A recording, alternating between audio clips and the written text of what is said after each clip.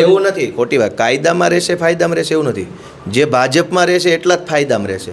આ પ્રાંતિજનો ધારાસભ્ય ગજેન્દ્ર છે, જે બળાત્કારનો આરોપી છે, કાં હર્ષ સંઘવી નથી પકડતો ભાઈ એને? આ ધંધા કેમ ચાલે છે ગોંડલમાં? તો એનો ખુલાસો કેમ કોઈ કરતું નથી?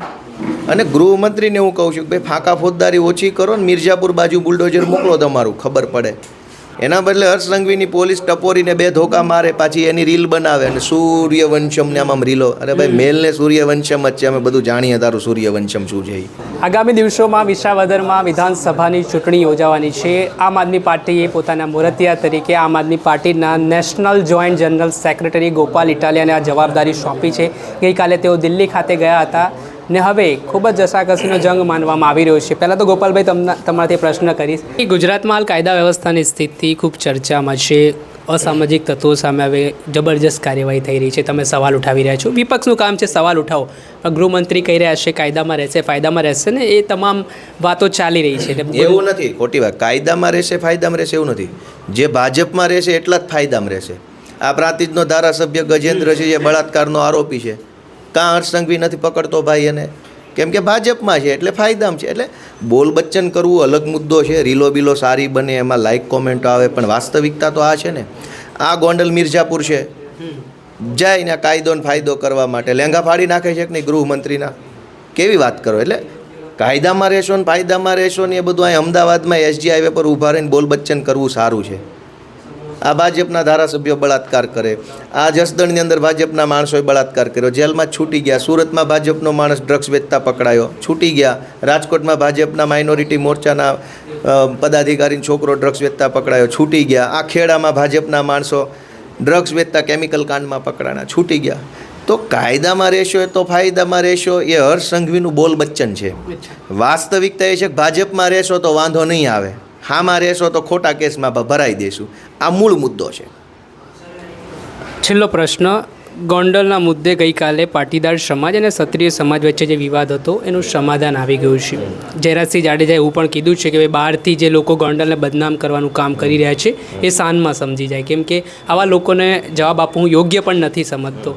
પાટીદાર સમાજના આગેવાનોએ ઘણો મુદ્દો ઉઠાવ્યો, વિરોધ કર્યો કે ભાઈ પાટીદાર સમાજના સગીર સાથે અમે નહીં ચલાવી લઈએ, ગોંડલમાં આવું છે બધું છે. ત્યાંના જ પાટીદાર સમાજના આગેવાનોએ કીધું કે અમે સમાધાન કરવા માટે તૈયાર છીએ. હા, તો સમાધાન થઈ ગયું, શું વાંધો છે? કંઈક સારું થતું હોય ભલે થતું, વાંધો શું છે? મૂળ મુદ્દો એ છે કે ગોંડલમાં જ કેમ આવી ઘટના છાસવારે બને છે? પહેલાં એફઆઈઆર ન લેવાય, પછી પાછી એફઆઈઆર લે તો સામી ક્રોસ એફઆઈઆર. આ ધંધા કેમ ચાલુ છે?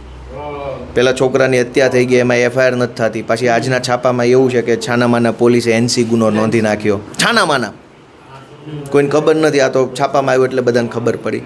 આ ધંધા કેમ ચાલે છે ગોંડલમાં? તો એનો ખુલાસો કેમ કોઈ કરતું નથી? અને ગૃહમંત્રીને હું કહું છું કે ભાઈ ફાંકા ફોજદારી ઓછી કરો ને મિર્ઝાપુર બાજુ બુલડોઝર મોકલો, તમારું ખબર પડે.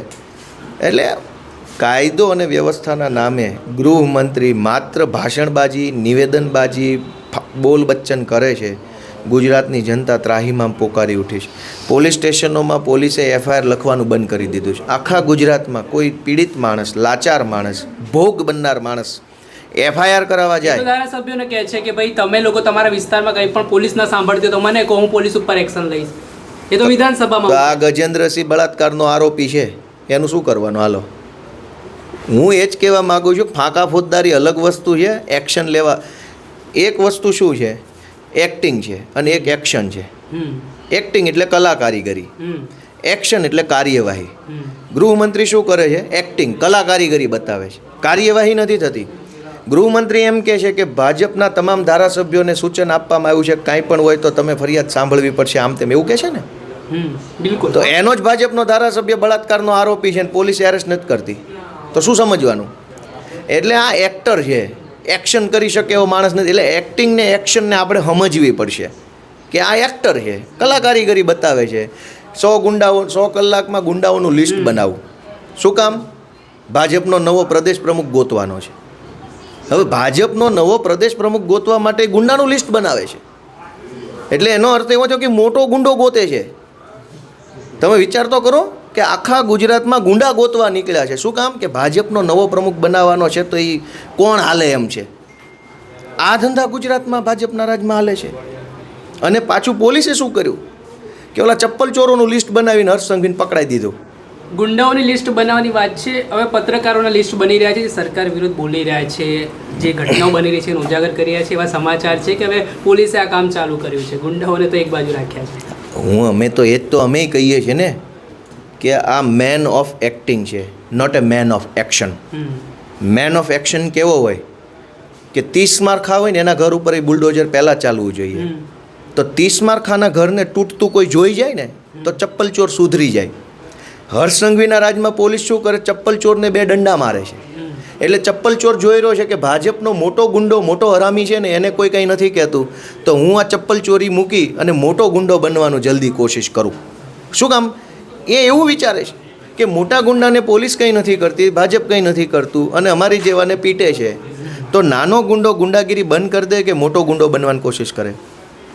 યા તો તમે અમદાવાદની અંદર ટોપ 10 મોટા ગુંડાઓ હોય જેણે 200-500 કરોડ રૂપિયાની પ્રોપર્ટી બનાવી હોય, લેંઘા ફાડી નાખો, ધબધબાવો રોડ, જાહેર રોડ ઉપર, તો નાના મોટા લલ્લુ પંજુ ટપોરી સુધરી જાય કે નહીં? કે આ 500 કરોડની પ્રોપર્ટી બનાવવાવાળા ગુંડાને લેંઘા ફાડી નાખ્યા તો અમે તો ટપોરી છીએ એમ માનીને સુધરી જાય.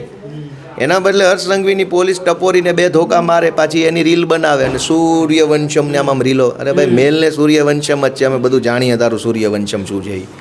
એટલે કાયદો ને વ્યવસ્થાના નામે અત્યારે એક્ટિંગ હાલે છે, તમાશો હાલે છે, એક્શન નામની કોઈ વસ્તુ નથી. એટલે ગુજરાતની જનતા જાગે, બધા ચૂંટણીની અંદર ભાજપને હરાવે તો જ રસ્તો નીકળશે. બાકી આ ડ્રગ્સનું દૂષણ જુઓ, ચારો તરફ બેફામ ફેલાઈ રહ્યું. રક્ષિત ચોરસિયા જેવા લોકો ડ્રગ્સ પીને ગમે એની ઉપર ગાડી ચડાવી દેશે, કોને મળવાનું? હર્ષ સંઘવીને મળવાનું? માણસ મરી ગયા પછી. અમદાવાદની અંદર એક્સિડન્ટો થાય, વડોદરામાં ડ્રગ્સ પીને એક્સિડન્ટ, સુરતમાં ડ્રગ્સ પીને ડ્રગ્સ પીને લોકો રોડમાં ફરે છે અને હર્ષ સંઘવી રીલો બનાવે છે. તો આ ના ચાલે. ચોક્કસથી મારી સાથે આમ આદમી પાર્ટીના નેતા ગોપાલ ઇટાલિયા હતા. તેમણે જે રીતે આગામી દિવસોમાં તેઓ વિસાવદર બેઠક પરથી ઝંપલાવાના છે તેને લઈને વાત કરી છે. સાથે ગુજરાતની કાયદા વ્યવસ્થાની સ્થિતિ સામે પણ તેમણે સવાલો ઉઠાવ્યા છે. દર્શક મિત્રો, નવજીવન ન્યૂઝને આપ લાઇક કરી લો, સબસ્ક્રાઇબ કરી લો અને શેર કરવાનું ભૂલતા નહીં. વૈષ્ણવજન તો તેને કહીએ જે પીડ પરાઈ